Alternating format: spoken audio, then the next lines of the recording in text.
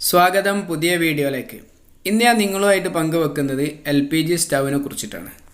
ഈ സ്റ്റൗവിന് കുഴപ്പങ്ങളൊന്നുമില്ല.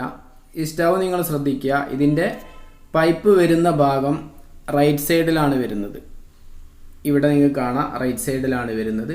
കിച്ചണിൽ ടൈലിൻ്റെ വർക്ക് എടുത്തപ്പം അവർ ഹോളിട്ടത് നേരെ ഓപ്പോസിറ്റ് സൈഡാണ്. ഞാനിവിടെ റെഡിൽ മാർക്ക് ചെയ്ത് നിങ്ങൾക്ക് കാണാൻ പറ്റും.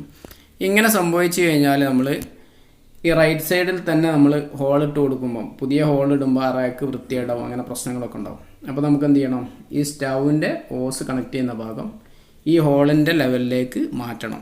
അതിന് നമുക്ക് സ്റ്റൗ അയച്ചിട്ട് വേണം അത് ചെയ്യാൻ. അയച്ച് നോക്കാം. സ്റ്റൗന്ന് ഞാൻ പൈപ്പ് അയച്ചെടുത്തിട്ടുണ്ട്. ഇനി നമുക്ക് ചെയ്യേണ്ടത്, ഈ കാണുന്ന ഭാഗം ഒരു എൻഡ് ഗ്യാപ്പാണ്. അതുപോലെ ഇപ്പുറത്തെ സൈഡ് നമ്മൾ ഓസ് കണക്ട് ചെയ്യുന്ന ഭാഗമാണ് വരുന്നത്. ഈ ഹോളുകൾ കാണുന്നത് നമുക്ക് അതിൻ്റെ നോബിലേക്ക് ഗ്യാസ് പോകുന്ന ഭാഗങ്ങളാണ്. ഈ ഓസ് കണക്ട് ചെയ്യുന്ന ഭാഗം ഇപ്പുറത്തെ സൈഡിലേക്കും, ഈ സൈഡ് എൻഡ് ഗ്യാപ്പ് നേരെ ഇവിടുന്ന് അയച്ചിട്ട് ഇപ്പുറത്തെ സൈഡിലേക്കാണ് നമ്മൾ ഇട്ട് കൊടുക്കേണ്ടത്. അങ്ങനെ ഇട്ട് കൊടുക്കുമ്പം അവർ ഇതിൽ കറക്റ്റ് ലീക്ക് വരാതെക്കാൻ സോൾവെൻ്റ് പോലത്തെ ഗമ്മൊക്കെ ഉപയോഗിച്ചിട്ടാണ് ഇത് ചെയ്യാം. അപ്പോൾ നമ്മൾ അയച്ചെടുക്കാൻ വളരെ പെട്ടെന്ന് നമുക്ക് കിട്ടൂല.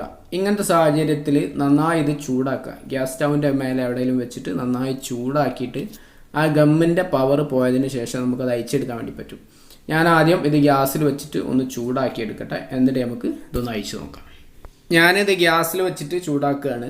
നിങ്ങളിങ്ങനെ ചെയ്യുമ്പോൾ ഇത് ചൂടാക്കണം നിർബന്ധമല്ല, ജസ്റ്റ് അയച്ചിട്ട് കിട്ടുന്നുണ്ടെന്നുണ്ടെങ്കിൽ അയച്ചെടുക്കുക. ഞാനിത് അയച്ചു നോക്കി, പക്ഷേ കിട്ടുന്നില്ല, നല്ല സ്ട്രോങ് ആണ്. ഇതുപോലെ നമ്മൾ നന്നായി ചൂടാക്കിയതിന് ശേഷം വേണം ഇത് അയച്ചെടുക്കാൻ. അപ്പോൾ നമ്മളിത് കയ്യിൽ പിടിച്ചിട്ടൊന്നും നമുക്ക് തിരിക്കാൻ പറ്റില്ല. അപ്പോൾ ഇതെവിടെയെങ്കിലും ലോക്ക് ചെയ്ത് വെക്കണം.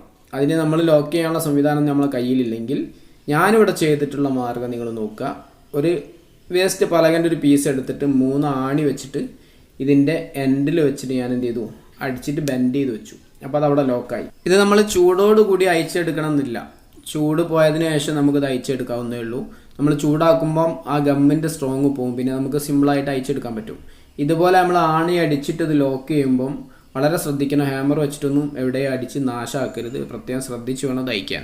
ഇതുപോലെ ലോക്ക് ചെയ്തിട്ട് ഒന്ന് ചവിട്ടി പിടിക്കുക. എന്നിട്ട് ഒരു സ്പാനർ ഇടുക. ആ സ്പാനറിന് സപ്പോർട്ടായിട്ട് ലിവറേജ് കൂടാൻ വേണ്ടിയിട്ട് ഒരു റിങ് സ്പാനർ ഇട്ടിട്ട് പിടിച്ച് കഴിഞ്ഞാൽ വളരെ സിമ്പിളായിട്ട് തന്നെ അത് അയച്ചെടുക്കാൻ വേണ്ടി പറ്റും.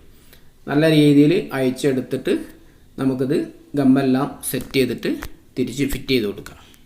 ഇതുപോലെ ആണി വെച്ച് ലോക്ക് ചെയ്യാൻ പറ്റുന്നത് ഈ പൈപ്പിനൊരു ബെൻഡ് ഉള്ളത് കൊണ്ടാണ്. ബെൻഡില്ലാത്ത പൈപ്പ് അയക്കണമെന്നുണ്ടെങ്കിൽ നമുക്ക് അത് കറക്റ്റ് ലോക്കാക്കി വെക്കാൻ പറ്റുന്ന എന്തെങ്കിലും ഒരു ടൂൾ വെച്ചിട്ടേ പറ്റുള്ളൂ. ഞാനിപ്പോൾ ഒരു സൈഡ് ക്ലിയർ ആയിട്ട് ഇവിടെ അയച്ചെടുത്തിട്ടുണ്ട്. നേരെ ഓപ്പോസിറ്റ് സൈഡും ഇതുപോലെ അയച്ചെടുക്കാം. ഞാനിപ്പം അയച്ചെടുത്തിട്ടുള്ളത് ഓസ് കൊടുക്കുന്ന ഭാഗമാണ്. അപ്പോൾ നമ്മൾ എന്ത് ചെയ്യണം, നേരെ ഓപ്പോസിറ്റ് സൈഡ് കറക്റ്റ് ഒരു ബ്ലേഡ് എന്തെങ്കിലും വെച്ചിട്ട് ജസ്റ്റ് ഇവിടെ ഒരു മാർക്ക് ഇട്ട് കൊടുക്കുക. അല്ലെങ്കിൽ നമ്മൾ ആദ്യം അയച്ചതുപോലെ തന്നെ അത് ഫിറ്റ് ചെയ്ത് കഴിഞ്ഞാൽ പിന്നീട് പ്രയാസമായിരിക്കും. ജസ്റ്റ് ഞാനിവിടെ ഒന്ന് മാർക്ക് ചെയ്യുന്നു മാത്രമേ ഉള്ളൂ. എന്നാൽ ഈ ഓസ് വരുന്ന ഭാഗം നമുക്ക് ഈ മാർക്കുള്ളോടത്ത് ഇട്ട് കഴിഞ്ഞാൽ അത് റെഡി ആയിരിക്കും. ഓപ്പോസിറ്റ് സൈഡ് ഞാൻ അയക്കുകയാണ്. ഞാനിവിടെ ഉപയോഗിച്ചിട്ടുള്ളത് ഈ ഗമ്മാണ്. ത്രെഡ് സീൽ ചെയ്യാൻ ഇതുപോലുള്ള ഗമ്മ് യൂസ് ചെയ്യുകയാണ് ഏറ്റവും ബെറ്റർ. ത്രെഡ് സീലൊക്കെ യൂസ് ചെയ്ത് കഴിഞ്ഞാൽ എപ്പോഴെങ്കിലും ലീക്കൊക്കെ വരാനുള്ള സാധ്യത ഉണ്ട്. ഈ ഗമ്മാകുമ്പോൾ അങ്ങനെ ഒരു പ്രശ്നം വരില്ല. കാരണം LPG സിലിണ്ടറിൽ നല്ല പ്രഷറാണ് ഉണ്ടാവുക. അപ്പോൾ നമ്മൾ താഴെ പൂട്ടിയിട്ടില്ലെങ്കിൽ, ലോക്ക് ചെയ്തിട്ടില്ലെങ്കിൽ എപ്പോഴും ഈ പൈപ്പിൽ ഗ്യാസ് വന്ന് നിൽക്കും. അപ്പം ലീക്ക് വന്നു കഴിഞ്ഞാൽ അത് വലിയ അപകടം ഉണ്ടാക്കും. അപ്പം നിർബന്ധമായിട്ടും ഈ ഗമ്മിട്ടിട്ട് വേണം ഇത് ടൈറ്റ് ചെയ്യാൻ. എന്നിട്ട് 2 മണിക്കൂർ നമ്മൾ വെയിറ്റ് ചെയ്ത് കഴിഞ്ഞാൽ നല്ല രീതിയിൽ അത് സെറ്റായി അവിടെ ഇരിക്കും. പൈപ്പിൽ വരുന്ന എൻഡ് ഗ്യാപ്പും അതുപോലെ അതിൻ്റെ ഓസ് കണക്ടറും ഞാൻ 2 വശം അങ്ങോട്ടും ഇങ്ങോട്ടും മാറ്റിയിട്ട് ഗമ്മൊക്കെ ഇട്ട് സെറ്റാക്കി എടുത്തിട്ടുണ്ട്. ഇനി കുറച്ച് സമയം നമ്മളൊന്ന് വെയിറ്റ് ചെയ്ത് കഴിഞ്ഞാൽ അത് നന്നായി സെറ്റായിട്ട് വരും.